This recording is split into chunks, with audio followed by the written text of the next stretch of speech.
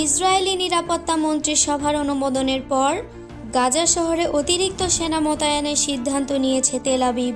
গণমাধ্যম সূত্রে জানা গেছে, সেখানে প্রায় 60,000 রিজার্ভ সেনা পাঠানো হবে।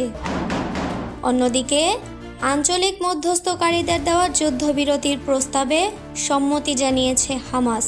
এ বিষয়ে যুক্তরাষ্ট্র প্রতিক্রিয়া জানিয়েছে।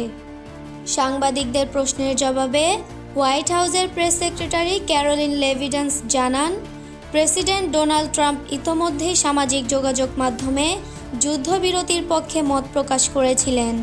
তার এই মন্তব্যের পরই হামাস প্রস্তাবে রাজি হয়। তবে ইসরায়েল এখনও চূড়ান্ত কোনো সিদ্ধান্ত জানায়নি। তেল আবিবের পক্ষ থেকে বলা হয়েছে, যুদ্ধবিরতির প্রস্তাব পর্যালোচনা করা হচ্ছে। এদিকে মিশরের পররাষ্ট্রমন্ত্রী বদর আবদুল্লাতি আন্তর্জাতিক সম্প্রদায়কে আহ্বান জানিয়েছেন ইসরায়েলকে চুক্তিতে রাজি করাতে চাপ সৃষ্টির জন্য। তার ভাষায়, এখন সিদ্ধান্ত নেওয়ার দায়িত্ব ইসরায়েলের। এরই মধ্যে গাজা উপত্যকায় ইসরায়েলি বিমান হামলা অব্যাহত রয়েছে। গত মঙ্গলবারের হামলায় বহু ফিলিস্তিনি নিহত হয়েছেন। যুদ্ধ শুরুর পর থেকে এ পর্যন্ত প্রায় 19,000 শিশু ইসরায়েলি হামলায় প্রাণ হারিয়েছে বলে জানা গেছে।